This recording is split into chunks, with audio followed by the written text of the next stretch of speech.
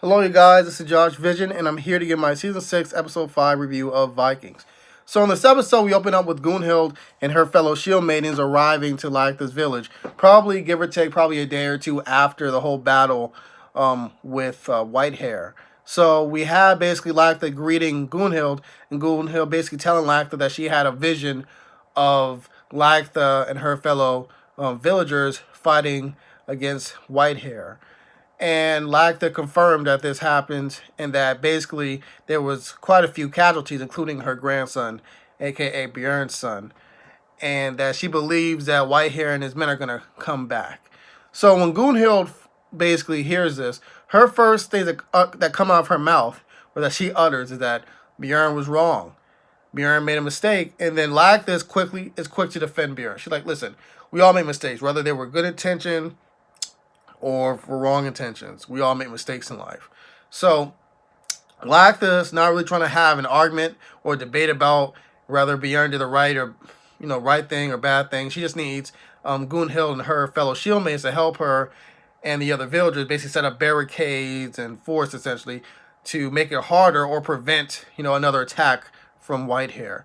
In regards to Bjorn, we have Bjorn and King Harold basically being invited to dinner by King Olaf, while the other kings and queens and jarls of Norway are making their way to basically King Harold's kingdom, his operation essentially. So the first king I believe we meet is King Torquatu or something. I'll just call him Torquay for this review because it's easier to remember.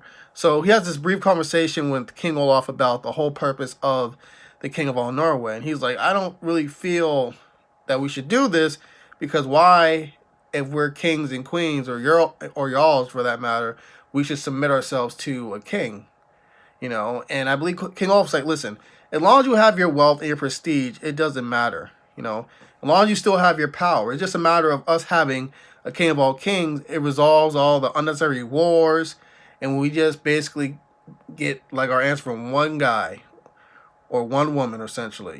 Just depends. Just makes things a lot easier, essentially." So King Torquay was basically cool with that. So after that, we seen more and more kings and queens and jarls come through. And while this is happening, we're seeing soldiers fight each other, having drunken fights. It was hilarious. At one point, there was a dinner, actually. And Flatnose seems to be very kind of on guard. He's watching everyone and everything. We meet Jarl Farfa, actually. Her and Bjorn talk to each other. And Bjorn makes it clear that he wants to sleep with Farfa. And Farfa makes it clear she wants to sleep with Bjorn. He's like, I really hope we have a private conversation very soon. She's like, and she laughs. She's like, "Yeah, me too." We also meet King Harkon, I believe. And King Harkon mentions to Bjorn they actually fought alongside Bjorn and Ragnar during the siege of Paris, and that the reason why he lost his hand was due basically to King Torquay, who cut his hand off actually during the siege. I was like, oh, that's kind of messed up. So besides that, we have this dinner actually, which I mentioned earlier, probably like a minute ago. Anyways, Bjorn, King Harold, and the king, queens, and jarls, they have this big dinner essentially. And I believe it's mentioned by King Torquay essentially that he doesn't mind Bjorn being the king of all Norway, but the problem is he doesn't want him just to have it like a handout, like just give it to him. He wants like an actual election in which the people will actually vote for him to be the king of all Norway. And Bjorn agrees. He's like, "Yeah, I don't want no holocron, let's bring it. Bring on the election. I want to earn this." So King Olaf's like, "Okay, cool." So while this is going on, we have King Harold listening in, and you can start to see the gears rolling around in his head. So not long after this, we see Flatnose bring Jarl Farfa, King King Hakon, whatever, King Torquay, and two other earls and kings and queens to meet up with King Harold actually, and it's made clear essentially that Flatnose is working with Harold. Then again, we can't be surprised by this due to the conversation that Bjorn and Flatnose had in the previous episode, in which Bjorn basically saying that you killed Floki, even though I had no evidence you killed Floki. So therefore, screw you. You better hope Floki comes back soon, or you're probably gonna be executed. Some on them lines, essentially. So essentially, we have this whole election happening, and it was this really cool like circle, like wooden. It's like this wooden circle that was built in which each king and queen of y'all basically sat. The ones that I thought were considered probably the most powerful in Norway, they sat, and King Olaf was in the middle of this circle, basically announcing the rules, how it's gonna go down, which earl, king, and y'all, which color represents them, and the votes essentially. And I believe Bjorn's was actually, his color would be red, and Harold was yellow. And I was kind of surprised, honestly, that King Harold actually voted for Bjorn. And I saw the look on his face, so I'm pretty sure something is going down the next episode for King Harold to be so confident for him to vote for Bjorn to begin with. So I believe that's kind of the end of like Bjorn, Harold, and Olaf's storyline in regards to the election. All right, so let's talk about Torvi, Ube, and Visick. So Visick, basically his first scene in the episode, he's dragging basically part of the wall that Ivar had when he was ruling Kattegat, to protect, Kattegat essentially from any invaders. And everyone's like, yo, what the freak are you doing? Especially Ube and Torvi and Arma, essentially. And I believe right after this, we see Visick once again be visited by his deceased, lover slash girlfriend, well, ex, Thora, actually. And this time, she really pulled like a horror movie kind of thing where she was able to like bear her way through the walls. And she basically told Visick, who kept on asking her, why you keep on torturing me? Leave me alone. She said, listen, the only way I'm going to stop torturing you is if you keep your promise, and that's to kill Ivar. And he's like, all right, I'll kill Ivar. And she's like, make it, promise me. What do you swear on? And he swore on his arm ring, I believe. So after he did that, she left.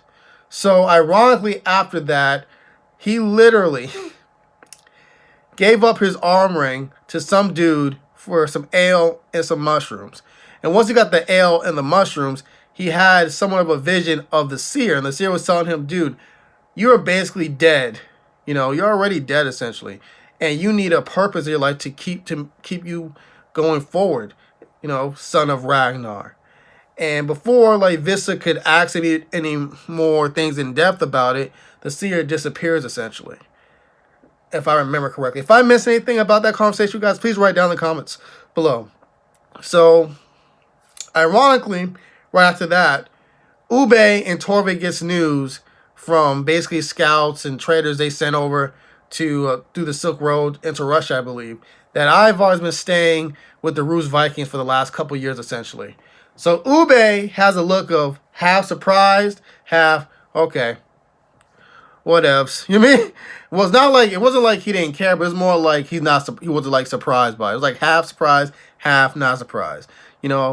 And as soon as he's heard that, I believe he mentions to Arma to tell Visick that Ivar is still alive. So if you guys remember, I posted 2 weeks ago that Ube is going to send Visick to possibly assassinate Ivar. And I think this also proves my point that this will happen. It's a matter of which episode it will be that he sends Visick to Russia to begin with. Now, in regards to Ivar, I believe, yeah, this is the last thing in the episode. Yeah, I remember. So much happened this episode. I'm sorry. So, in regards to Ivar and Igor do a little magic trick, like Ivar likes to call it. So they basically use Oleg's brother's wife as a distraction. So she's walking through the streets essentially at night, naked, distracting the guards as they follow her around essentially. So that allows Ivar and Igor to basically free Oleg's brother from his cage. And once he's free from the cage, they're able to sort of grab him, kind of drag him, or kind of carry him to his men and his wife. And after that's done, Oleg's brother's like, listen, Ivar the Boneless or Ivar Lothbrok, I will never forget this. We will meet again, essentially. And I was like, okay, I got you. Hope you do well. Goodbye. So after that, we go back to we go like to the next scene is Ivar and Igor having dinner with Oleg, and Oleg shows Ivar a contract that basically reveals that the Rus Vikings have legal claim over their old homeland in Scandinavia. So I was like, oh, so you're trying to have a legal basically like legal way of showing your legitimacy. And Oleg's like, oh no, screw that, dude. It's forged. I'm just using this like as just using the political aspect of it in order to justify it. So after that, Oleg tells Ivar and Igor to open, the dinners, and they see the heads of the guards who were supposed to guard Oleg's brother. So their heads are cut off and their eyes are gouged out.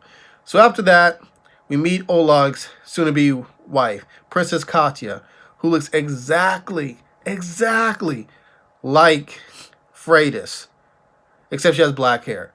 It was about time, honestly. Like, I was wondering how long they were gonna make us wait to see the actress actually played Freydis, and how long it would take for us to see her. I thought it was actually gonna be in episode 3, but it's episode 5, but whatever, give or take. So Ivar looks like he's seen a ghost, and that's something Igor mentions to Ivar once they're done introducing themselves to her, and I was like, you have no idea. So after that, the next scene, we have Ivar basically, I believe, trying to get some meat, and he sees Princess Katya, that's her name actually, making her way down the street. And Ivar stops her and says, listen, I know you and Oleg are playing games with me. She's like, what do you mean? She said, I'm Princess Katya. I'm not Freydis. He's like, come on, you look exactly like her. And she was like, who was this Freydis to you? And he was like, she was my wife. I loved her. So on and so forth. She's like, she sounds like a very interesting person. How did she die? You know what I mean? Or not, no, she didn't say how did she die. She said what happened to her. And Ivar didn't say anything. So obviously, Princess Katya got from this that she died somehow. Now, the whole thing is, how did she die? Did Ivar kill her? Was she like sick and died from sickness? There's plenty of possibilities. But either way, she smiles at Ivar and walks away. So I'm interested to see where they're going to go with this. Is she going to fall in love with Ivar like Freydis did? Or is Ivar going to learn from his mistake with Freydis and make sure he does better with this one? Or is she basically under Prince Oleg's, his hand essentially? She's going to try to manipulate Ivar. What do you guys think? Write your comments down below.